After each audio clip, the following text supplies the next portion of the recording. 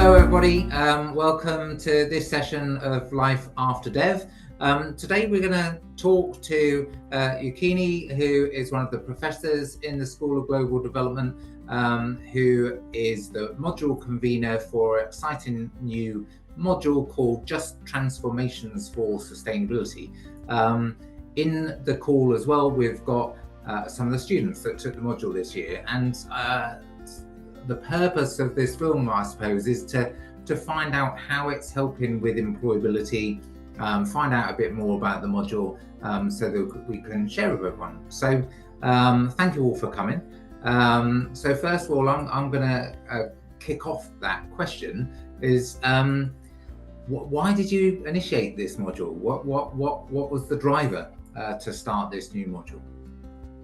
Well, I mean, this module was, I inherited from a previous module that was focused on contemporary issues of the environment, to expose students to challenges in engaging with sort of current environmental crises.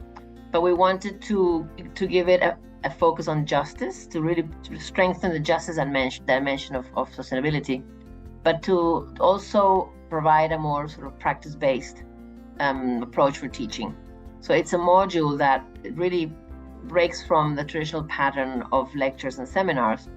It's structured around a workshop sort of style, 4 hours a week, where for 4 hours students are more exposed to more practice-based learning methods that help them engage not only with the teaching in a different way, but methods that are actually we use in research in the environmental justice group that is behind this module.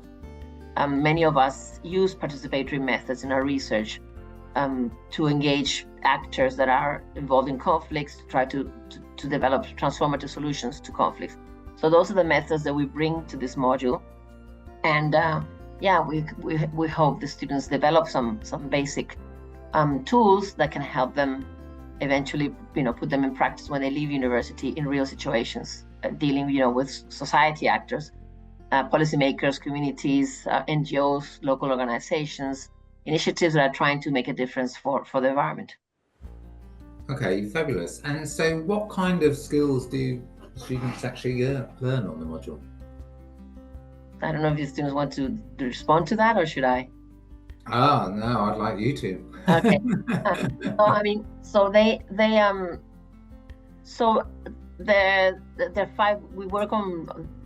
We sort of rotate every year, but we try to bring in participatory methods that are so participatory mapping, photo voice, future visioning.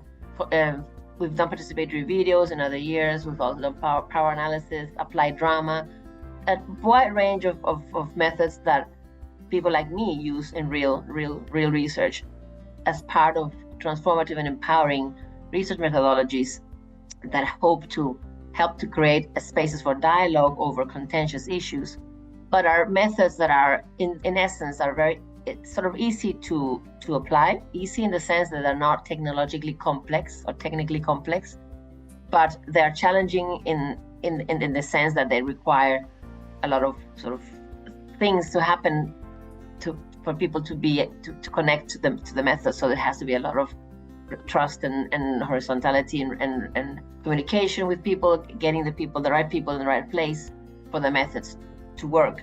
So we do make a huge effort before the module in connecting with initiatives that are local. In this case, in Norfolk, I spend a lot of time connecting with initiatives that I know are ongoing, so that we can offer the possibility of connecting the students to those initiatives and apply some of the methods with them. So it's not only the method, it's also a lot of work on really finding out things that are happening locally where those methods can be relevant. So we before we apply the methods, we have a round table halfway in the module where we bring representatives from those initiatives to meet the students and to explore with them, what are the themes that these initiatives are working with. So this year, for instance, we brought the Norfolk Rivers Trust, We brought Inclusive Norwich, which is an NGO that works with people with disabilities in Norwich and in Norfolk and more widely. We brought the Beacon, which is the Biodiversity and Climate Action Network from the UEA. We brought an ex-colleague from ours, Asa Didar, who now works with Mind, and she's working a lot with Active Hope, which is another method that we apply this year. So we have a round table. We introduce the actors to the students, and then the students, from then on, they can take it forward and organize, design sessions for applying the method with each one of those initiatives. And then the method, the application of the method takes place in coordination with the initiative. So here we have James, who led the application of participatory mapping with Inclusive Norwich. We have Issy, who also was an important leader in the application of the photo voice methodology with the Norfolk Rivers Trust, working with citizen scientists who are volunteers that work with the Norfolk Rivers Trust, monitoring the river quality of rivers, Wensum River in Norfolk. And we have Mara and Alex, who worked also with participatory mapping, but with a group of freshwater swimmers that meet every Saturday in Norwich, in the Cow Towers, and they have been doing it for 3 years to claim the right to swim in the Wensum River, not only for their own sort of well-being purposes, but also as an embodied practice for claiming the rights to swim and the rights of rivers. So they can tell you more about how that went. It's been a really fabulous year. I'm really very proud of all the groups. They've done fabulous work with really huge impacts, which I can tell you about. Some of them which the students are still not aware of, that are ongoing because they produce fantastic outputs. Like this is a book that the Photo Voice group produced, and Issy can tell you about it. It's the result of the work with the volunteers doing Photo Voice, where the volunteers, it brings together the experience that they've done, and Issy can explain to you that one.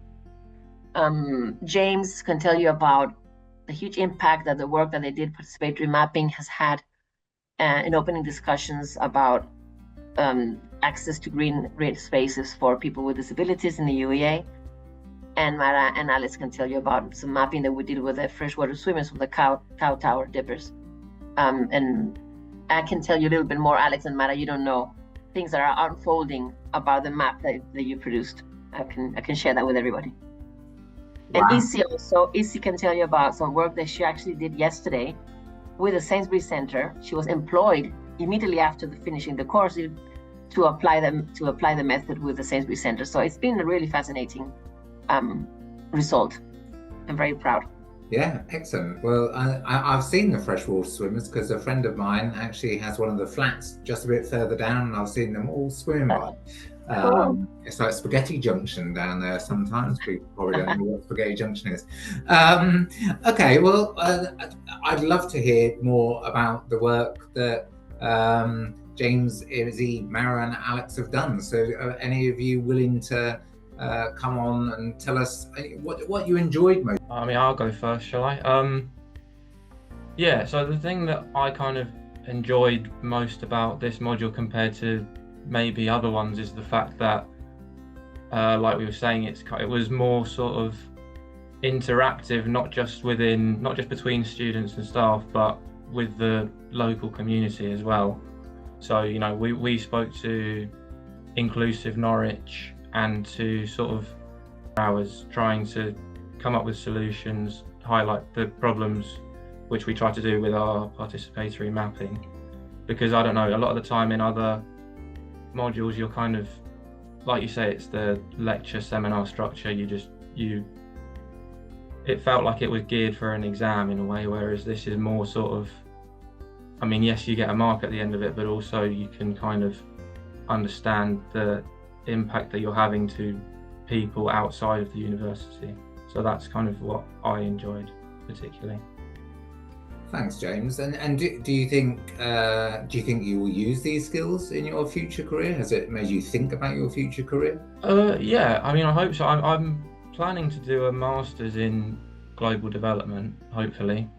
And yeah, it's kind of, it links back to sort of what I was saying, in the sense that kind of community-driven projects where you can sort of see as you're doing it that you're making a difference to people, not just now, but potentially years down the line as well. That's kind of, I want that to do that sort of work. So yeah, definitely this skill, kind of, whether it's leading discussions with people, whether it's kind of tackling maybe somewhat difficult topics in a way that is kind of accessible to everyone, whether it's highlighting issues to people that can make a difference. You know, I think those are kind of skills that I hopefully will use in my later career. Not that I'm fully sure what that's going to be yet, but yeah.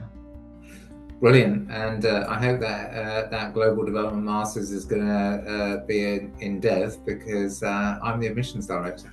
Oh, okay. So do I then. Okay, brilliant. Does anybody else want to come on camera and talk about what they enjoyed most about the module and how they're going to take it into their future career? So yeah, I can. You can, not on camera, but we can hear you, Izzy. So that's all right. Yeah. Sorry. I was just going to say, it's like I spent the last 3 years, because I do geography, I'm not actually in Dev. I'm very grateful I was actually allowed in on this module. But I spent the last 3 years basically doing, you know, the same lecture, seminar kind of structure as said before, and then I just write an essay. I've done no exams pretty much. It's all just been essays, and typically I've done a lot of modules on climate change and sustainability, so there's a lot of writing about how we need to change and what we're doing, but don't actually do the change ourselves. We're just writing about how important it is, it needs to happen. So it's nice in this module to actually feel like we are leading change, even if it is on small scale, you know, grassroots kind of level. It's, you know, it's like a really nice bottom up approach towards things. And again, as much as we get a mark back at the end of this module like you do for all the others, it's nice to actually see that not only are we getting something back from it, that the people that are involved in this are also getting something back for it. For example, like with the citizen scientists, they've now got a copy of this book that they can use for policies. Like I think Elle, who is the project organizer of the project that we did the Photo Voice with, she's going to include it in, or parts of it, in a report to the Environmental Agency to request more funding, to ask for to help form new policies.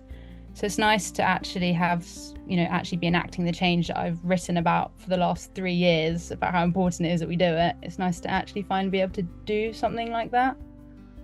And for the future, I think a lot of organisation actually had to go into, you know, making the book and organising everyone in the workshops and all that kind of stuff. So I think there's a lot of transferable skills there. Although maybe I'm not going to go off and, you know, my future career may not be doing Photo Voice specifically. The skills I've learned doing it, you know, I think that will definitely help me in the long run.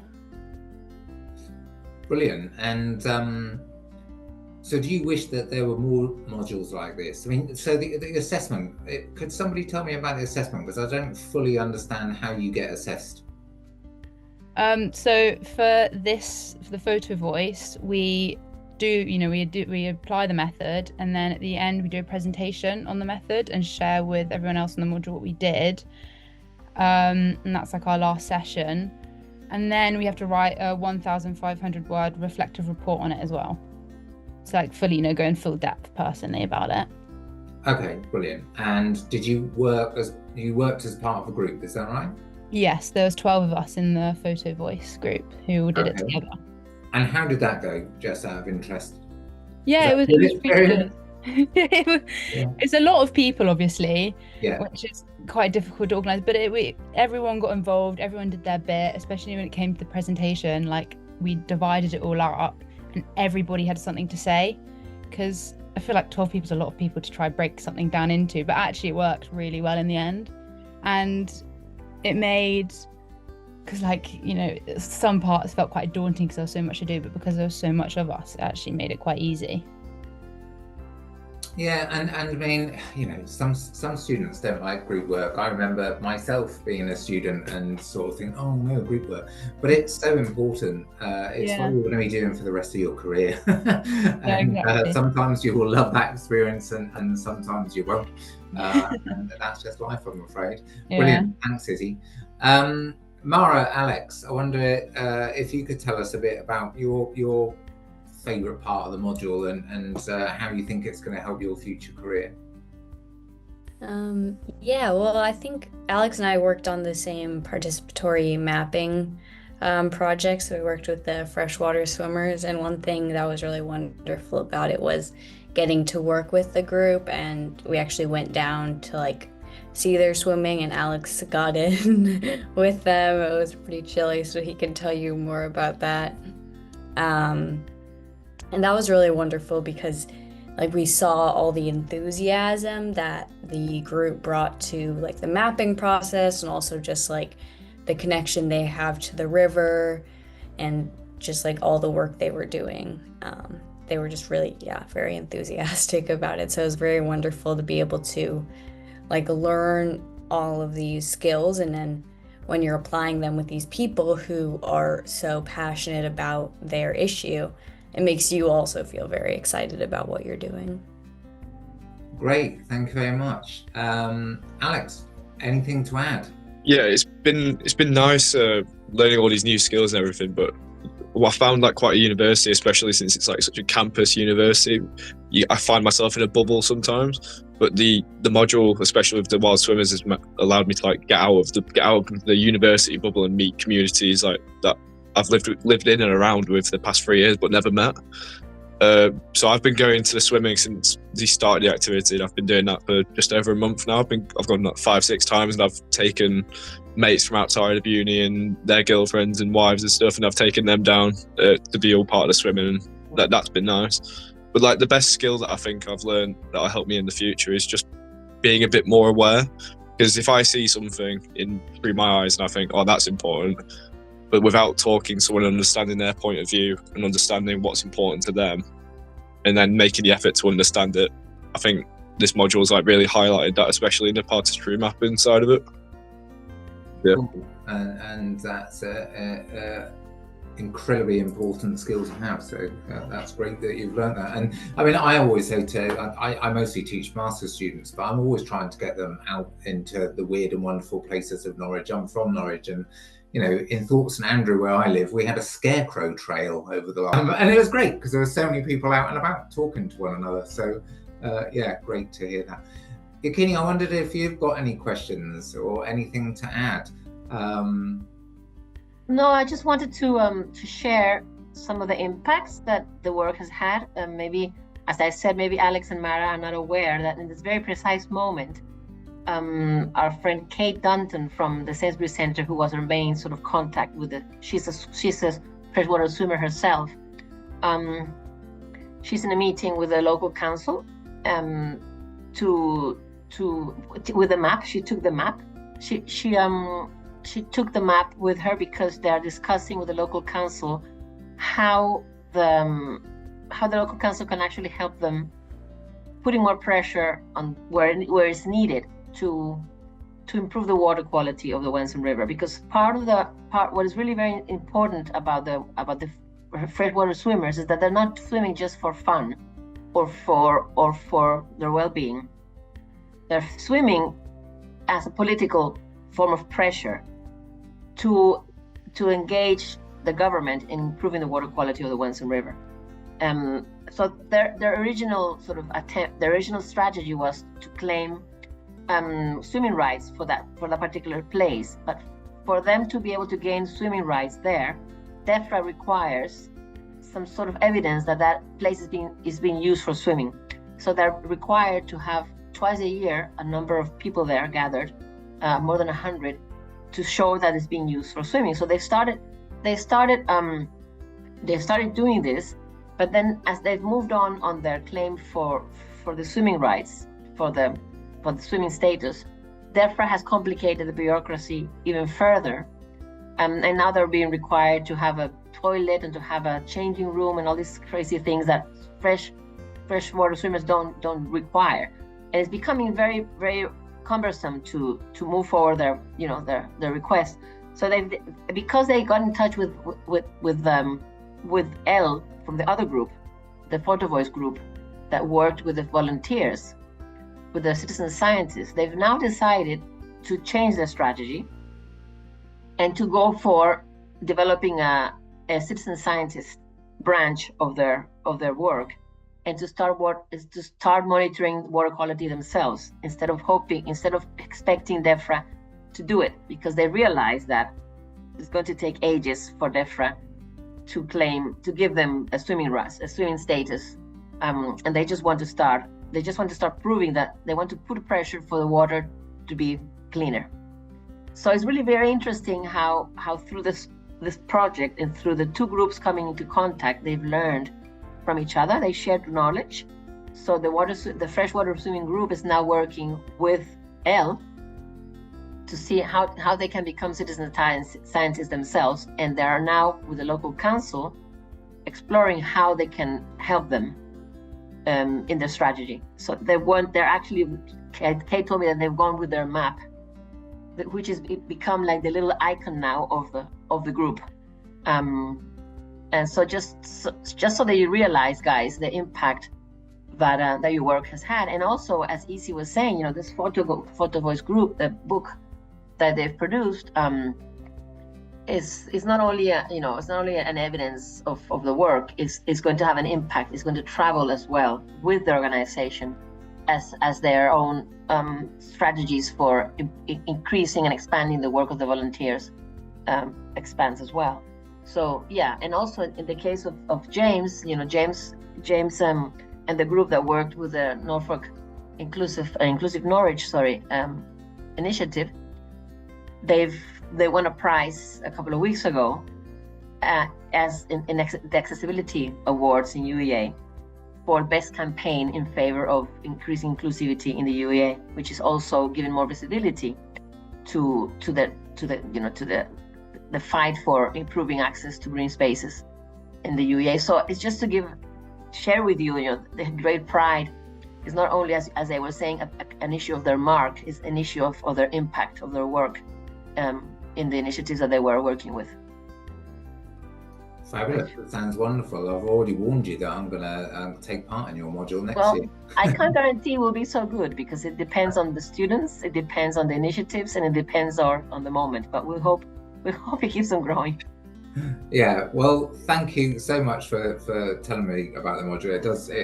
I've learned a lot today, and it's made me think about some of the modules that I teach on. I mean, one of the modules I teach on media production is very, very, very hands-on, but others I think we could do a lot more to improve the employability skills of all of our students. So thank you everybody for sharing, because it's really motivated me as an employability director to push for more of this kind of teaching. So it's brilliant.